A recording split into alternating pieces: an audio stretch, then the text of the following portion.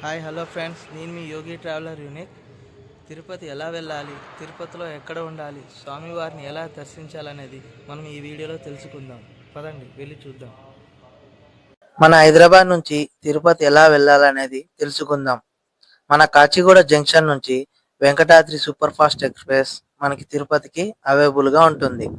Kachiguda junction నుంచి రాత్రి 8:05 బయలుదేరి తిరుపతిలో ఉదయం 6:55 చేరుకుంటుంది ఈ వెంకటాద్రి సూపర్ ఫాస్ట్ ఎక్స్ప్రెస్.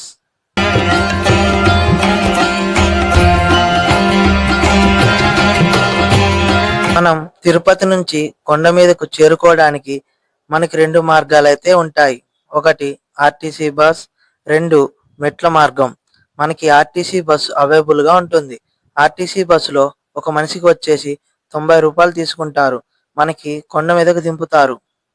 రెండోది మెట్ల మార్గంలో వెళ్ళాలనుకుంటే ఇక్కడ కూడా మనకి రెండు ఆప్షన్లు అయితే ఉంటాయి. ఒకటి అలిపిరి మెట్లు, రెండు శ్రీవారి మెట్లు. శ్రీవారి మెట్ల మార్గంలో వెళ్ళే వారికి శ్రీవారి మెట్ల మార్గం మధ్యలో సర్వదర్శనం టికెట్లు ఇస్తారు. అలిపిరి మెట్ల మార్గంలో వెళ్ళే వారికి శ్రీ బాలాజీ బస్టాండ్లో దిగి సర్వదర్శనం టికెట్లు తీసుకోవాలి. అలిపిరి మెట్ల మార్గానికి చేరుకోవాలి. మేము అలిపిరి మెట్ల మార్గం మీద నుంచి శ్రీవారిని దర్శించుకోవడానికి వెళ్ళాము.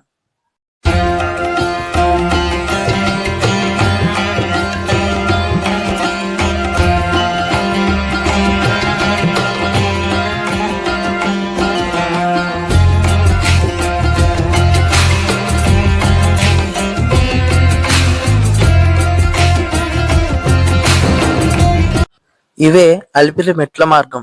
ఇక్కడి నుంచి కొంచెం ముంగటికి వెళ్ళగానే మనకి బ్యాగ్ లాకర్ కనిపిస్తాయి. ఈ బ్యాగ్ లాకర్ లైన్లలో నించొని వెళితే మనకి బ్యాగ్ చెకింగ్ చేసి తర్వాత మన బ్యాగు కేబుల్ ట్యాప్ చేసి మొబైల్ నెంబర్తో లింక్ చేసి కొండ మీదకు తీసుకువెళ్తారు. మనం ఈ లగేజ్ కొండ మీద తీసుకోవాల్సి ఉంటుంది. ఈ మెట్ల మీద వెళ్ళే వారికి ఈ ఫెసిలిటీ అవైలబుల్గా ఉంటుంది. అవసరమైన వస్తువులు మాత్రమే అలిపిరి మెట్ల మార్గంలో పట్టుకు వెళ్ళాలి.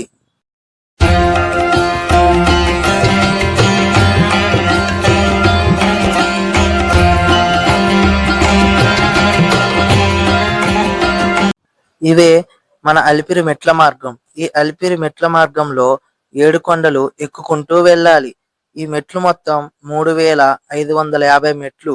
ఇది సుమారు 12 కిలోమీటర్లు ఉంటుంది. ఈ మొదటి మెట్టు కాడ కొబ్బరికాయ కొట్టి మీకేమైనా కోరికలు నెరవేరాలన్నా ఈ మొదటి మెట్టు కాడే కొబ్బరికాయ కొట్టి స్టార్ట్ చేస్తారు. ఎందుకంటే కలియుగ దైవం వెంకటేశ్వర స్వామి అని, ఏవైనా కోరుకున్న కోరికలు నెరవేరుతాయని ఈ అలిపిరి మెట్ల మార్గం నుంచి మొదలు పెడతారు. ఇక్కడ నుంచి మన నడక స్టార్ట్ అవుతుంది.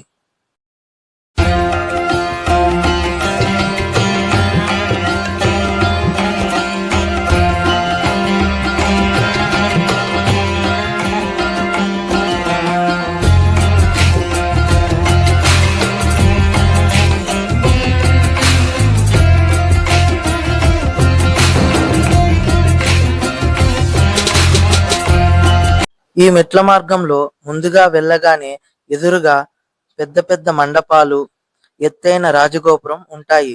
ఈ రాజగోపురం చూడగానే మనకు ఇదే మన మెయిన్ టెంపుల్ అనిపిస్తుంది. ఇక్కడ నుంచి కొంచెం ముంగటికి వెళ్ళగానే ఇక్కడి రాయితో చేసిన బొమ్మలు ఉన్నాయి కదా, ఈ బొమ్మలు ఇక్కడ ఎందుకున్నాయంటే పూర్వం శ్రీవారిని దర్శించుకోవడానికి వచ్చిన భక్తులలో తక్కువ కులం వాళ్ళని, పేదవాళ్ళని కొండ మీదకి పంపించేవారు కాదంట. వీళ్ళు ఇక్కడి నుంచే దర్శించుకునేవారు. అందుకే ఇక్కడ దండం పెట్టుకునే బొమ్మలు అయితే మనకి కనబడతాయి. మనకు ఎదురుగా శ్రీవారి పాదాల మండపం అయితే కనబడుతుంది. పురాణాల ప్రకారం ఏంటంటే తిరుమలలో ఏకాంత సేవ జరిగేది. తరువాత వెంకటేశ్వర స్వామి తిరుచానూరు పక్కనే ఉంటుంది. ఆయన భార్య పద్మావతి దేవిని దర్శించుకొని ఈ అలిపిరి మార్గంలోనే శ్రీవారి కిందికి వచ్చారు. ఆ సమయంలో శ్రీవారు తమ పాదరక్షాలని ఇక్కడే విడిచిపెట్టారంట. అందుకే దీన్ని శ్రీవారి పాదాలని పిలువబడుతుంది.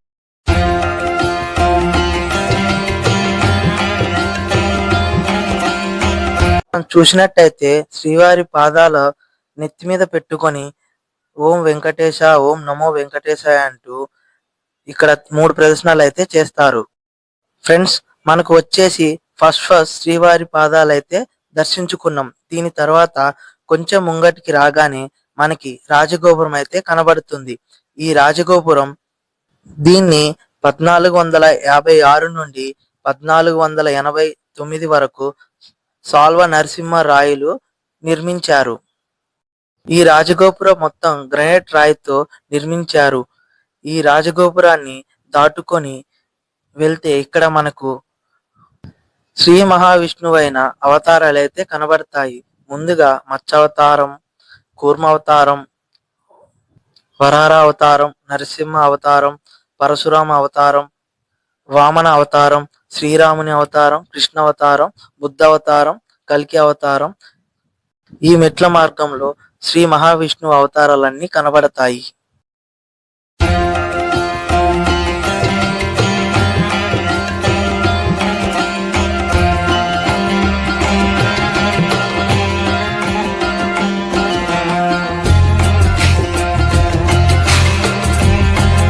ఈ అలిపిరి మెట్లు మొత్తం 3550 మెట్లు అయితే ఉంటాయి.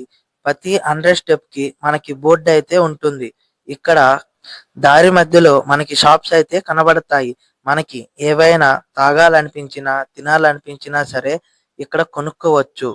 లేదా మనం కింద నుంచి అయినా తెచ్చుకోవచ్చు. మీకు అవసరమైన వస్తువులు ఈ షాప్ లో కొనుక్కోవచ్చు. ఇట్లాంటివి దారి మధ్యలో ఎన్నో షాప్స్ ఉంటాయి. ఇది వచ్చేసి మన రెండో రాజగోపురం. ఈ రాజగోపురం పేరు వచ్చేసి మైసూర్ గోపురం. ఈ గోపురం 16వ శతాబ్దాన్న నిర్మించారు. ఈ గోపురం మొత్తం గ్రానైట్ రాయితో నిర్మించబడింది. ఇలాంటి రాజగోపురాలు మొత్తం 4 గోపురాలు అయితే ఉంటాయి. ప్రథమ గోపురం, మైసూరు గోపురం, గాలి గోపురం, మోకాల పర్వతం. ఇవే మన 4 గోపురాలు. మిగతా రాజగోపురాలు వెళ్తూ చూద్దాం. మధ్య దారిలో ఇలాంటి షాప్స్ చాలా కనబడతాయి. మీరు కాసేపు రెస్ట్ తీసుకొని కూడా వెళ్ళవచ్చు. చాలా మంది ఆగి వెళ్తూ ఉంటారు. ఈ మెట్ల మార్గంలో వెళ్ళాలనుకుంటే పొద్దుగాల 4 గంటల నుంచి సాయంత్రం వరకు ఈ మెట్ల మార్గం ఓపెన్ చేసి ఉంచుతారు. రాత్రిపూట ఈ మెట్ల మార్గం నుంచి దర్శనానికి వెళ్ళనివ్వరు. మీరు వెళ్ళాలనుకుంటే పొద్దుగాల 5 గంటల నుంచి సాయంత్రం దాకా ఈ మెట్ల మార్గం నుంచి వెళ్ళవచ్చు.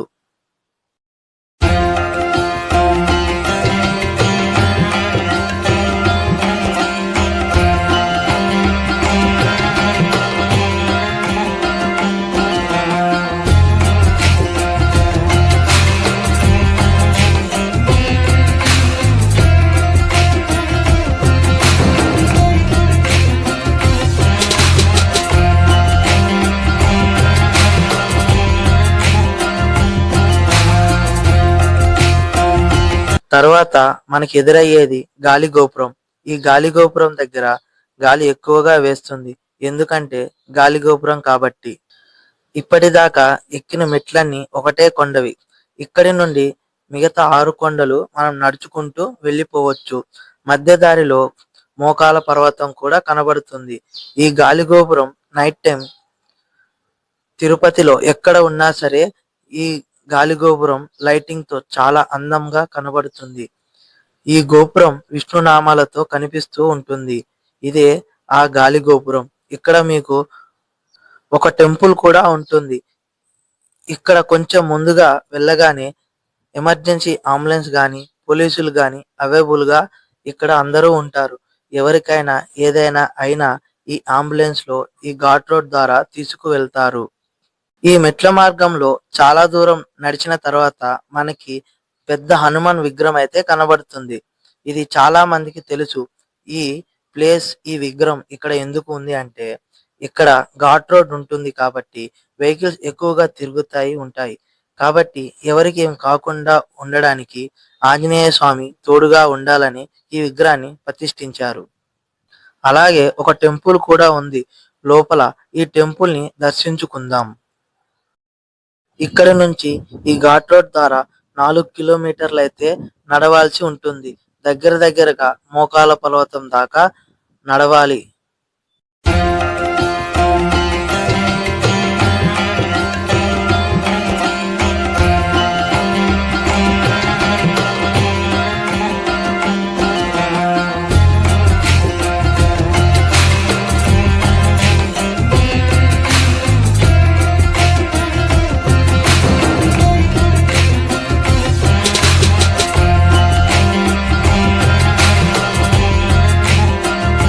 ఈ మధ్య దారిలో మనం ఈ కొండ మీద నుంచి అయితే విజువల్ అయితే చూడొచ్చు. ఇక్కడి నుంచి చూస్తే పచ్చని చెట్లు, ఎంతో ప్రశాంతత అయితే చూడవచ్చు. ఇక్కడ చాలా బాగుంటుంది. ఇదే మన తిరుపతి కొండ. 4 కిలోమీటర్లు నడిచిన తర్వాత మనకి ఎదురుగా అయితే మోకాల పర్వతం అయితే కనబడుతుంది. మనం ఈ ఘాట్ రోడ్ దాకా నడిస్తే 300 మెట్లు అయితే కంప్లీట్ అయినట్లు. ఇక్కడ నుంచి మోకాల పర్వతం నుంచి 500 మెట్లు అయితే ఉంటాయి. ఇదే మన మోకాల పర్వతం. ఈ మోకాల పర్వతం నుంచి చాలా మంది మోకాల మీద అయితే నడుస్తారు.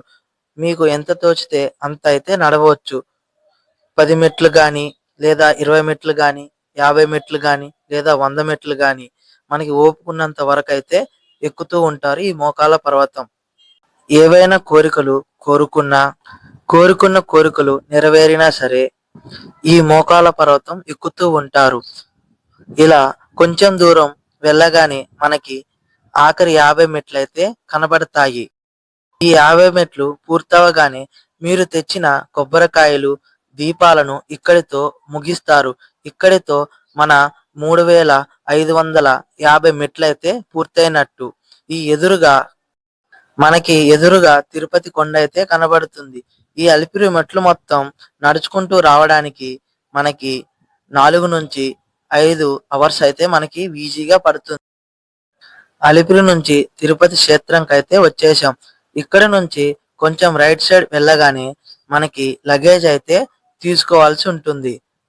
మనకి కింద ఒక టోకెన్ ఇస్తారు కదా, ఆ టోకెన్ వచ్చేసి మన ఈ లగేజ్ కౌంటర్ కాడ చూపించగానే మనకైతే మన ఫోన్ నెంబర్ ఎంటర్ చేసుకొని మన లగేజ్ అయితే మనకి తిరిగి ఇచ్చేస్తారు. ఈ లగేజ్ తీసుకొని ముందుటికి రాగానే ఇక్కడ నుంచి మనకైతే తిరుపతి అయితే స్టార్ట్ అవుతుంది. ఇక్కడ నుంచి కొంచెం ముంగటికి వెళ్ళగానే మనకి రూమ్స్ అయితే కనబడతాయి. మేమైతే మాధవ నిలయంలో ఫ్రెష్ అప్ అయ్యి స్వామివారిని దర్శించుకోవడానికి బయలుదేరాం. మీకు రూమ్స్ ఏమైనా కావాలనుకుంటే ఇక్కడ రూమ్స్ కూడా అవైలబుల్ గా ఉంటాయి. ఇక్కడ 100 రూపాయల నుంచి 500 వరకు తీసుకుంటారు. మేమైతే ఈ మాధవ నిలయంలో ఫ్రెష్ అప్ అయ్యి స్వామివారిని దర్శించుకోవడానికి బయలుదేరాం.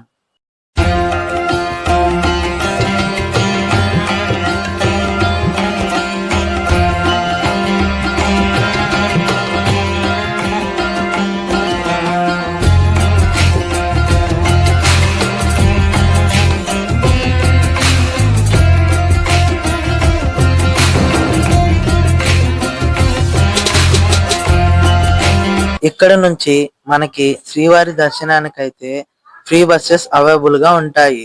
వేంగమాంబ అన్నదాన సత్రం, శ్రీవారి దర్శనానికి ఫ్రీ బస్సులు అయితే అవైలబుల్ గా ఉంటాయి. ఇక్కడ నుంచి మేము వేంగమాంబ అన్నదాన సత్రానికి అయితే ఈ ఫ్రీ బస్సులో వెళ్తున్నాం. ఇక్కడ దిగగానే మనకి ఈ మాడ వీధుల నుంచి అన్నదాన సత్రానికి అయితే వెళ్తున్నాం. మనకి ఇక్కడ ఉదయం 8 గంటల నుంచి 10 వరకు అయితే టిఫిన్ పెడతారు.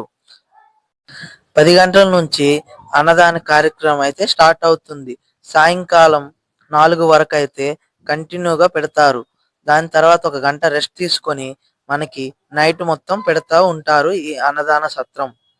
మనకి 7 రకాలు అయితే ఉంటాయి. పప్పు, రసం, కూర, పాయసం, పెరుగు, అన్నం అయితే మనకి ఈ అన్నదాన సత్రంలో పెడతారు. ఎవరైతే శ్రీవారిని దర్శించుకోవడానికి 7 కొండలకి వస్తారో వారికి వెంగమాంబ లేదనకుండా అన్నదానం అయితే పెడుతూ ఉంటారు.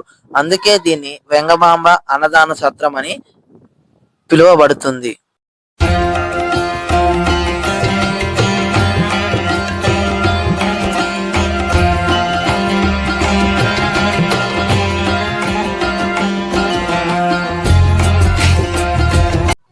ఇక్కడ నుంచి కొంచెం కుడివైపు వెళ్ళగానే మనకి కోనేరు అయితే కనబడుతుంది. ఈ కోనేరులో కొన్ని నీళ్లు తల మీద జల్లుకొని మనమైతే శ్రీ వరాహమూర్తిని దర్శించుకోవడానికి వెళ్దాం. మనం శ్రీ వెంకటేశ్వర స్వామిని దర్శించుకోవడానికి వెళ్ళినప్పుడు ముందుగా శ్రీ వరాహమూర్తిని దర్శించుకొని వెళ్ళాలి.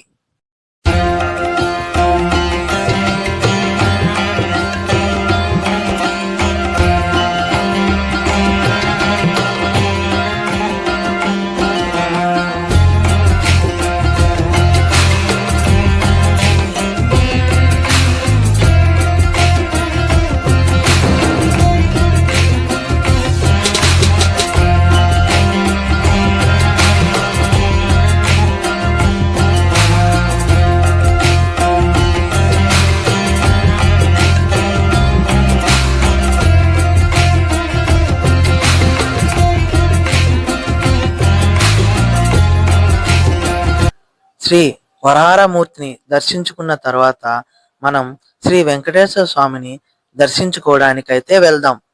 ఇక్కడ కొంచెం ముంగటికి వెళ్ళగానే మనకి 300 టికెట్ అయితే కనబడుతుంది. ఈ 300 టికెట్ ఉన్నవాళ్ళు ఈ లైన్‌లో మనం వెళ్తే మనకి 3-4 అవర్స్ అయితే దర్శనానికి టైం పడుతుంది. మేమైతే శ్రీవారిని దర్శించుకోవడానికి ఫ్రీ దర్శనం లైన్‌లోకైతే వెళ్ళాం. మీకు సర్వదర్శనం టికెట్లు ఉన్నా సరే ఈ లైన్‌లో వెళ్ళవచ్చు. మీకు మాక్సిమం 3-4 అవర్స్ అయితే దర్శనానికైతే టైం పడుతుంది. లేదా మీరు ఫ్రీ దర్శనానికి వెళ్ళినా సరే 7-8 అవర్స్ అయితే మీకు టైం పడుతుంది. ఏ లైన్‌లో వెళ్ళాలనేది మీ ఇష్టం. మేమైతే ఫ్రీ దర్శనానికి వెళ్ళాం.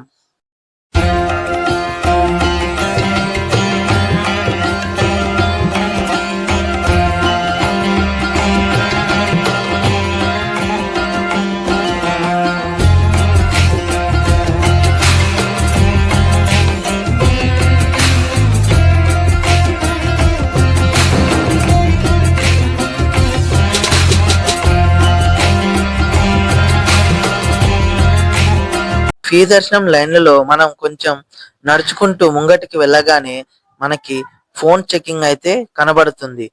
ఈ లైన్లలో నించుని తర్వాత మనం ఫోన్ చెకింగ్ అయితే చేయించుకొని ఫోన్ అయితే వాళ్ళకి ఇచ్చేయాలి. దాని తర్వాత మనం ముందటికి రాగానే మనకి ఒక రూమ్స్ అయితే కనబడతాయి. మనల్ని ఆ రూమ్స్ లో ఉంచుతారు. ఈ ఫ్రీ దర్శనంలో మనకి 7-8 అవర్స్ అయితే పడుతుంది.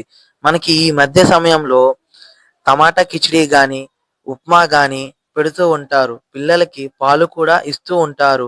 శ్రీ వెంకటేశ్వర స్వామిని దర్శించుకోవడానికి వెళ్ళినప్పుడు గోవిందా గోవిందా అంటూ దర్శించుకోవాలి. మనకి గుడి గోపురం మీద వెండితో చేసిన వెంకటేశ్వర స్వామి విగ్రహం అయితే కనబడుతుంది.